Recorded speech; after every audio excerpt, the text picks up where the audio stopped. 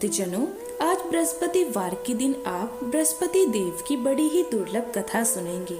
इस कथा को सुनने से भक्तों की सभी मनोकामनाएं भगवान बृहस्पति देव की कृपा से पूर्ण हो जाती है। तो आइए बड़े ही श्रद्धा और प्रसन्न चित्त मन से इस कथा को सुनते हैं। भारतवर्ष में एक प्रतापी और दानी राजा राज्य करता था। वह नित्य गरीबों और ब्राह्मणों की सहायता करता था। यह बात उसकी रानी को अच्छी नहीं लगती थी। वह ना ही गरीबों को दान देती, ना ही भगवान का पूजन करती थी और राजा को भी दान देने से मना किया करती थी। एक दिन राजा शिकार खेलने वन को गए हुए थे तो रानी महल में अकेली थी। उसी समय बृहस्पति देव साधु वेश में राजा के महल में भिक्षा लेने के लिए गए और भिक्षा मांगी तो रानी ने भिक्षा देने से इनकार कर दिया और कहा, हे साधु महाराज, मैं तो दान पुण्य से तंग आ गई हूँ। मेरा पति सारा धन लुटाते रहते हैं। मेरी इच्छा है कि हमारा सारा धन नष्ट हो जाए, फिर ना रहेगा बांस, ना बचेगी बांसुरी। साधु ने कहा, देवी तुम तो बड़ी विचित्र हो। धन संतान तो सभी चाहते हैं, पुत्र और लक्ष्मी तो पापी के घर में भी होनी चाहिए। यदि तुम्हारे पास अधिक धन है तो भूखों को भोजन दो, प्यासों के लिए प्याऊ बनवाओ, मुसाफिरों के लिए धर्मशालाएं खुलवाओ। जो निर्धन अपनी कुंवारी कन्याओं का विवाह नहीं कर सकते, उनका विवाह करा दो। ऐसे और कई काम हैं जिनके करने से तुम्हारा यश लोक में परलोक में फैलेगा। परंतु रानी पर उपदेश का कोई प्रभाव नहीं पड़ा। वह बोली, महाराज आप मुझे कुछ ना समझाइए, मैं ऐसा धन नहीं चाहती जो हर जगह बांटती फिरूं। साधु ने उत्तर दिया, यदि तुम्हारी ऐसी इच्छा है तो तथास्तु। तुम ऐसा करना कि बृहस्पतिवार को घर लीप कर पीली मिट्टी से अपना सिर धोकर स्नान करना, भट्टी चढ़ाकर कपड़े धोना। ऐसा करने से आपका सारा धन नष्ट हो जाएगा। इतना कहकर वह साधु महाराज वहाँ से आलोक हो गए। साधु के अनुसार कई बातों को पूरा करते हुए रानी की केवल 3 बृहस्पतिवार ही बीते थे कि उसकी समस्त धन संपत्ति नष्ट हो गई। भोजन के लिए राजा का परिवार तरसने लगा। तब एक दिन राजा ने रानी से बोला कि हे रानी, तुम यहीं रहो, मैं दूसरे देश को जाता हूँ, क्योंकि यहाँ पर सभी लोग मुझे जानते हैं, इसलिए मैं कोई छोटा कार्य नहीं कर सकता। ऐसा कहकर राजा परदेश चला गया। वहाँ वह जंगल से लकड़ी काट कर लाता और शहर में बेचता था। इस तरह वह अपना जीवन व्यतीत करने लगा। इधर राजा के परदेश जाते ही रानी और दासी दुखी रहने लगी।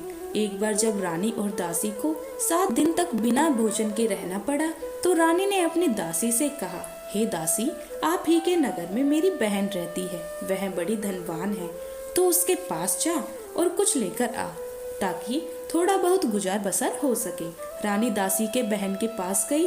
उस दिन गुरुवार था और रानी की बहन उस समय बृहस्पतिवार व्रत की कथा सुन रही थी। दासी ने रानी की बहन को अपनी रानी का संदेश दिया, लेकिन रानी की बड़ी बहन ने कोई उत्तर नहीं दिया। जब दासी को रानी की बहन से कोई उत्तर नहीं मिला तो वह बहुत दुखी हुई और उसे क्रोध भी आया। दासी ने वापस आकर रानी को सारी बात बता दी। सुनकर रानी ने अपने भाग्य को कोसा। उधर रानी की बहन ने सोचा कि मेरी बहन की दासी आई थी, परंतु मैं उससे नहीं बोली, इससे वह बहुत दुखी हुई होगी। कथा सुनकर और पूजन समाप्त करके वह अपनी बहन के घर आ गई और कहने लगी, हे बहन, मैं बृहस्पतिवार का व्रत कर रही थी। तुम्हारी दासी मेरे घर आई थी, परंतु जब तक कथा होती है तब तक ना तो उठते हैं और ना ही बोलते हैं, इसीलिए मैं नहीं बोली। कहो दासी, क्यों गई थी? रानी बोली, बहन तुमसे क्या छिपाऊं, हमारे घर में खाने तक को अनाज नहीं था। ऐसा कहते कहते रानी की आंखें भर आई। उसने दासी समेत पिछले 7 दिनों से भूखे रहने तक की बात अपनी बहन को विस्तार पूर्वक सुना दी। रानी की बहन बोली, देखो बहन, भगवान बृहस्पति सबकी मनोकामना पूर्ण करते हैं। देखो, शायद तुम्हारे घर में अनाज रखा हो। पहले तो रानी को विश्वास नहीं हुआ, पर बहन के आग्रह करने पर उसने अपनी दासी को अंदर भेजा तो उसे सचमुच अनाज से भरा एक घड़ा मिल गया था। यह देखकर दासी को बड़ी हैरानी हुई। दासी रानी से कहने लगी, हे रानी, जब हमको भोजन नहीं मिलता तो हम व्रत ही तो करते हैं, इसीलिए क्यों ना इनके व्रत और कथा की विधि पूछ ली जाए ताकि हम भी व्रत कर सके। तब रानी ने अपनी बहन से बृहस्पतिवार व्रत के बारे में पूछा। उसकी बहन ने बताया, बृहस्पतिवार के व्रत में चने की दाल और मुनक्का से विष्णु भगवान का केले की जड़ में पूजन करे तथा दीपक जलाए, व्रत कथा सुने और पीला भोजन ही करे। इससे बृहस्पति देव प्रसन्न होते हैं। और व्रत और पूजन विधि बताकर रानी की बहन अपने घर को लौट गई। 7 दिन के बाद जब गुरुवार आया तो रानी और दासी ने व्रत रखा।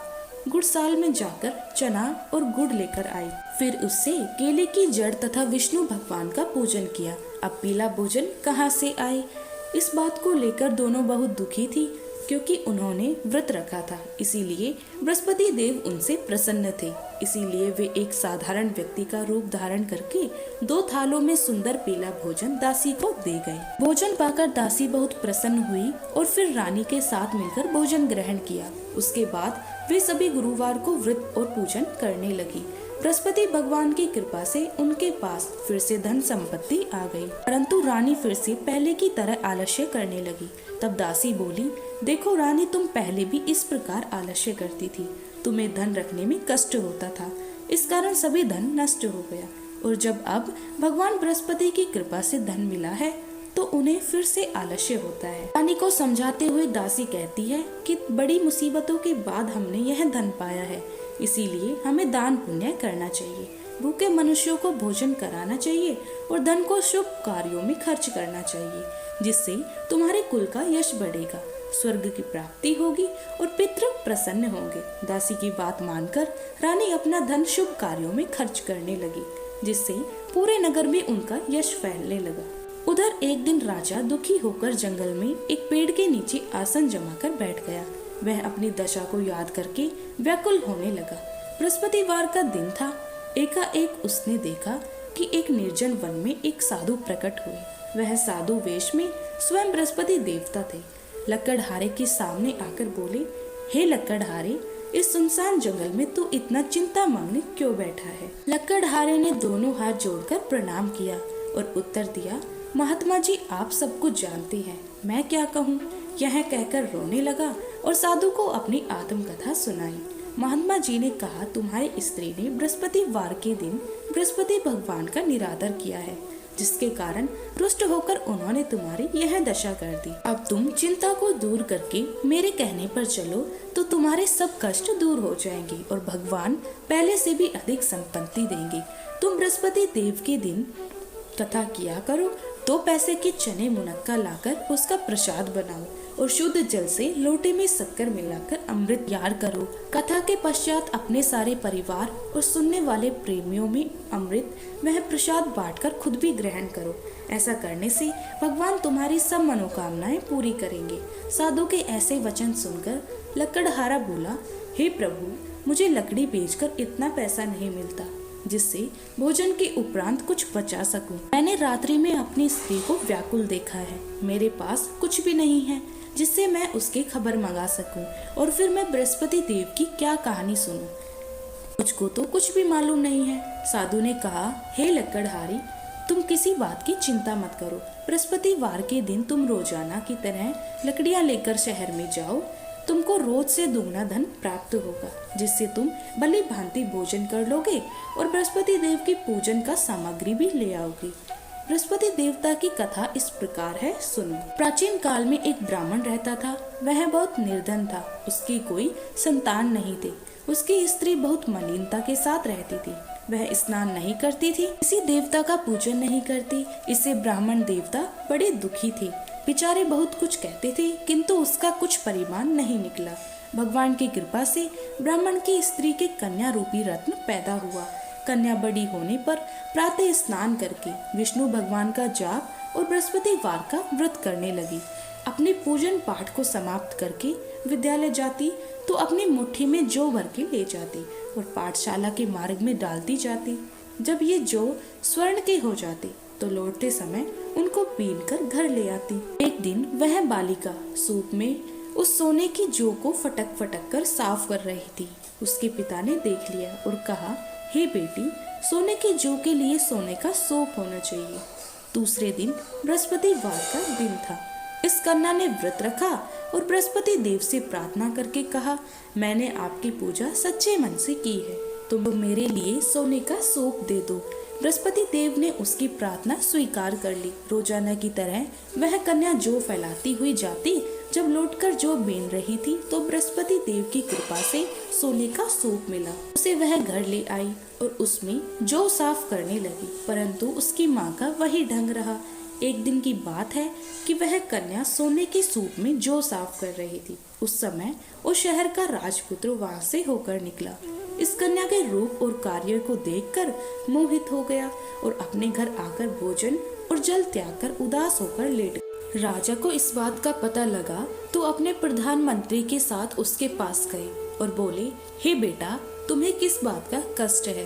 किसी ने तुम्हारा अपमान किया है अथवा और कोई कारण हो सो कहो, मैं वही कार्य करूँगा जिससे तुम्हें प्रसन्नता हो। अपने पिता की राजकुमार ने बातें सुनी तो वह बोला, मुझे आपकी कृपा से किसी बात का दुख नहीं है। किसी ने मेरा अपमान नहीं किया, परंतु मैं उस लड़की से विवाह करना चाहता हूँ जो सोने के सूप में जौ साफ कर रही थी। यह सुनकर राजा आश्चर्य में पड़ गया और बोला, हे बेटा, इस तरह की कन्या का पता तुम ही लगाओ, मैं उनके साथ तेरा विवाह अवश्य ही करवा दूंगा। राजकुमार ने उस लड़की के घर का पता लगाया और बताया। तब मंत्री उस लड़की के घर गए और ब्राह्मण देवता को सभी हाल बताया। ब्राह्मण देवता राजकुमार के साथ अपनी कन्या का विवाह करने के लिए तैयार हो गए तथा विधि विधान के अनुसार ब्राह्मण की कन्या का विवाह राजकुमार के साथ हो गया। कन्या के घर से जाते ही पहले की भांति उस ब्राह्मण देवता के घर में गरीबी का निवास हो गया। अब भोजन के लिए भी अन्न बड़ी मुश्किल से मिलता था। एक दिन दुखी होकर ब्राह्मण देवता अपनी पुत्री के पास गए। बेटी ने पिता की दुखी अवस्था को देखा और अपनी माँ का हाल पूछा। ब्राह्मण ने भी सभी हाल कहा। कन्या ने बहुत सा धन देकर अपने पिता को विदा कर दिया। इस तरह ब्राह्मण का कुछ समय सुख पूर्वक व्यतीत हुआ। कुछ दिन के बाद फिर वही हाल हो गया। ब्राह्मण फिर अपनी कन्या के पास गया और सारा हाल कहा तो लड़की बोली, हे पिताजी, आप माताजी को यहाँ ले आओ, मैं उन्हें विधि बता दूंगी जिससे उनकी गरीबी दूर हो जाए।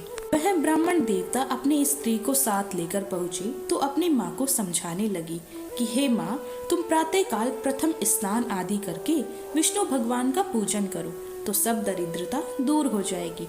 परंतु उसकी माँ ने एक भी बात नहीं मानी और प्रातःकाल उठकर अपनी पुत्री के बच्चों की जूठन को खा लिया। इससे उसकी पुत्री को भी बहुत गुस्सा आया। उसने एक रात को एक कोठरी से सारा सामान निकाल दिया और अपनी माँ को उसमें बंद कर दिया। प्रातः उसमें से उसे निकाला तो स्नान आदि करा के पूजा पाठ करवाया तो उसकी माँ की बुद्धि ठीक हो गई। इसके बाद वह नियम से पूजा पाठ करती और प्रत्येक बृहस्पतिवार को व्रत रखने लगी। इस व्रत के प्रभाव से उसके माता और पिता बहुत ही धनवान और पुत्रवान हो गए और बृहस्पति देवता के साथ उसके प्रभाव से इस लोक के सुख को भोगकर अंत में स्वर्ग को प्राप्त हुए। इस तरह कहानी कहकर साधु देवता वहां से अंतर ध्यान हो गए। धीरे धीरे समय व्यतीत होने पर फिर वही बृहस्पतिवार का दिन आया। लकड़हारा जंगल से लकड़ी काटकर किसी शहर में बेचने गया। उसे उस दिन और दिन से अधिक पैसा मिला। राजा ने चना गुड़ आदि लाकर गुरुवार का व्रत किया। उस दिन से उसके सभी कलेश दूर हो गए।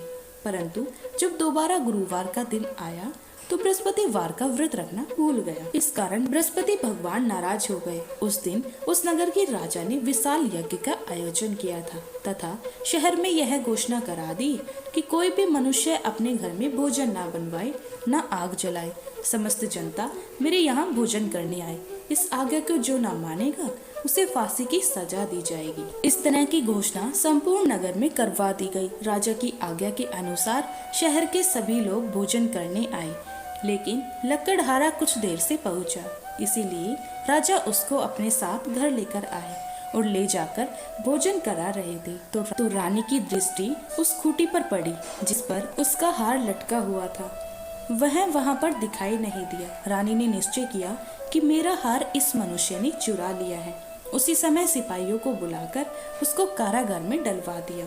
जब लकड़हारा कारागार में पड़ गया और बहुत दुखी होकर विचार करने लगा कि न जाने कौन से पूर्व जन्म के कर्म से मुझे यह दुख प्राप्त हुआ है, और उसी साधु को याद करने लगा जो कि जंगल में मिला था।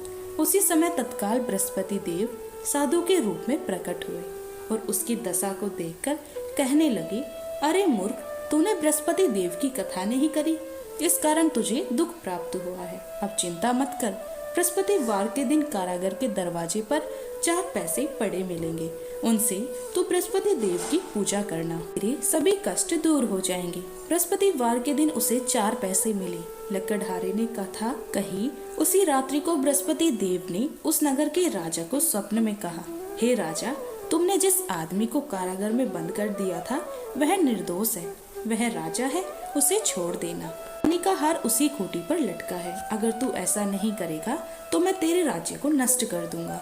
इस तरह रात्रि के स्वप्न को देखकर राजा प्रातःकाल उठा और खूंटी पर हार देखकर लकड़हारे को बुलाकर क्षमा मांगी और लकड़हारे को योग्य सुंदर वस्त्र आभूषण देकर विदा कर दिया। बृहस्पति देव की आज्ञा के अनुसार लकड़हारा अपने नगर को चल दिया। राजा जब अपने नगर के निकट पहुंचा तो उसे बड़ा आश्चर्य हुआ। नगर में पहले से अधिक बाग, तालाब, कुएं तथा बहुत सी धर्मशाला, मंदिर आदि बन गए। राजा ने पूछा, यह किसका बाग है और धर्मशाला है? तब नगर के सब लोग कहने लगे, यह सब रानी और बंदी के हैं। जो राजा को आश्चर्य हुआ और गुस्सा भी आया। जब रानी ने यह खबर सुनी कि राजा आ रहे हैं तो उन्होंने दासी से कहा, हे दासी, देख, राजा हमको कितनी बुरी हालत में छोड़कर गए थे। हमारी ऐसी हालत देखकर वह लौट न जाए, इसीलिए तू दरवाजे पर खड़ी हो जा। आज्ञा के अनुसार दासी दरवाजे पर खड़ी हो गई। राजा आए तो उन्हें अपने साथ लेकर आए। तब राजा ने क्रोध करके अपनी रानी से पूछा कि यह धन तुम्हें कैसे प्राप्त हुआ? तब उन्होंने कहा, हमें यह सब धन बृहस्पति देव की इस व्रत के प्रभाव से प्राप्त हुआ है। राजा ने निश्चय किया कि 7 रोज बाद से बृहस्पति देव का पूजन करते हैं, परंतु मैं प्रतिदिन दिन में 3 बार कहानी और रोज व्रत किया करूंगा। अब हर समय राजा के दुपट्टे में चने की दाल बंधी रहती और दिन में 3 बार कहानी करते। एक रोज राजा ने विचार किया कि चलो अपनी बहन के घर हो आऊं। इस तरह निश्चय करने के बाद राजा घोड़े पर सवार होकर अपनी बहन के यहाँ को चलने लगा। मार्ग में उसने देखा कि कुछ आदमी मुर्दे को लिए जा रहे हैं। उन्हें रोककर राजा कहने लगा, अरे भाइयों, मेरी बृहस्पति देव की कथा सुन लो। वे बोले, लो, हमारा तो आदमी मर गया है, इसको अपनी कथा की पड़ी है। परंतु कुछ आदमी बोले, अच्छा, कहो, हम सुनेंगे तुम्हारी कथा। राजा ने दाल निकाली और जब कथा आधी हुई कि मुर्दा हिलने लग गया और जब कथा समाप्त हो गई तो राम राम करके मनुष्य उठकर खड़ा हो गया। आगे मार्ग में उसे किसान खेत में हल चलाता मिला तो राजा ने उसे देखकर बोला, अरे भैया, तुम मेरे बृहस्पतिवार की कथा सुन लो। किसान बोला, जब तक मैं तेरी कथा सुनूंगा तब तक 4 हरैया जोत लूंगा। जा, अपनी कथा किसी और को सुनाना। इस तरह राजा आगे चलने लगा। राजा के हटते ही बैल पछाड़ खाकर गिर गए और किसान के पेट में बड़ी जोर से दर्द होने लगा। उस समय उसकी माँ रोटी लेकर आई। उसने जब यह देखा तो अपने पुत्र से सब हाल पूछा और बेटी ने सभी हाल कह दिया। तो बुढ़िया दौड़ी दौड़ी उस घुड़सवार के पास गई और उससे बोली कि मैं तेरी कथा सुनूंगी, तू अपनी कथा मेरे खेत पर चलकर ही कहना। राजा ने बुढ़िया के खेत पर जाकर कथा कही, जिसके सुनते ही वह बैल उठ गए और किसान के पेट का दर्द भी बंद हो गया। राजा अपनी बहन के घर पहुंचा। बहन ने भाई की खूब मेहमानी की। दूसरे रोज प्रातःकाल राजा जगा तो वह देखने लगा कि वह सब लोग भोजन कर रहे हैं। राजा ने अपनी बहन से कहा, कोई ऐसा मनुष्य है जिसने भोजन नहीं किया हो? मेरे बृहस्पतिवार की कथा सुन ले। बहन बोली, हे भैया, यह देश ऐसा है, पहले यहाँ लोग भोजन करते हैं, बाद में अन्य काम करते हैं। फिर कोई पड़ोस में हो तो देख आऊं। वह ऐसा कहकर देखने चली गई, परंतु उसे कोई ऐसा व्यक्ति नहीं मिला जिसने भोजन न किया हो। अतः वह एक कुम्हार के घर गई जिसका लड़का बीमार था। उसे मालूम हुआ कि उसने यहाँ 3 रोज तक भोजन नहीं बना। रानी ने अपने भाई की कथा सुनने के लिए कुम्हार से कहा। वह तैयार हो गया। राजा ने जाकर बृहस्पतिवार की कथा कही, जिसको सुनकर उसका लड़का ठीक हो गया। अब तो राजा की प्रशंसा होने लगी। एक रोज राजा ने अपनी बहन से कहा कि हे बहन, हम अपने घर को जाएंगे, तुम भी तैयार हो जाओ। राजा की बहन ने अपनी सास से कहा तो सास ने कहा, हाँ चली जा, परंतु अपने लड़के को मत ले जाना, क्योंकि तेरे भाई की कोई औलाद नहीं है। बहन ने अपने भैया से कहा, भैया मैं तो चलूंगी, पर कोई बालक नहीं चलेगा। राजा बोला, जब कोई बालक नहीं चलेगा तब तुम ही क्या करोगी? बड़े दुखी मन से राजा अपने नगर को लौट आया। राजा ने अपनी रानी से कहा, हम निर्वंशी है, हमारा मुंह देखने का धर्म नहीं है और कुछ भोजन आदि नहीं किया है। रानी बोली, हे प्रभु, बृहस्पति देव ने हमको सब कुछ दिया है, वह हमें औलाद भी अवश्य देंगे। उसी रात बृहस्पति देव ने राजा से स्वप्न में कहा, हे राजा उठो, सभी सोच त्याग दो, तेरी रानी गर्भ से है। राजा को यह बात सुनकर बड़ी खुशी हुई। 90 महीने में उसके गर्भ से एक सुंदर पुत्र पैदा हुआ। तब राजा बोला, हे रानी, स्त्री बिना भोजन रह सकती है, पर बिना कहे नहीं रह सकती। जब मेरी बहन आएगी तुम उनसे कुछ मत कहना। रानी ने सुनकर हाँ कर दिया। जब राजा की बहन ने यह शुभ समाचार सुना तो वह बहुत खुशी हुई और बधाई लेकर अपने भाई के यहाँ आई। तभी रानी ने कहा, घोड़ा चढ़कर तो नहीं आई, गधा चढ़कर आई है। राजा की बहन बोली, भाभी, इस प्रकार न कहती तो तुम्हें औलाद कैसे मिलती। बृहस्पति देव ऐसे ही हैं, जैसी जिसकी मन में कामनाएं होती हैं सभी को पूर्ण करते हैं। जो सद्भावना पूर्वक बृहस्पति वार का व्रत करता है एवं कथा पढ़ता है अथवा सुनता है, दूसरों को सुनाता है, बृहस्पति देव उनकी सभी मनोकामनाएं पूर्ण करते हैं। बृहस्पति देव उनकी सदैव रक्षा करते हैं। जो संसार में सद्भावना और सच्चे हृदय से बृहस्पति देव का पूजन करते हैं, उनकी सभी मनोकामनाएं उसी प्रकार पूर्ण होती हैं। जैसे राजा और रानी ने बृहस्पति देव की कथा का गुणगान किया, उनकी सभी इच्छाएं बृहस्पति देव ने पूर्ण की। मनुष्य को हृदय से उनका मनन करते हुए जयकारा करना चाहिए। तो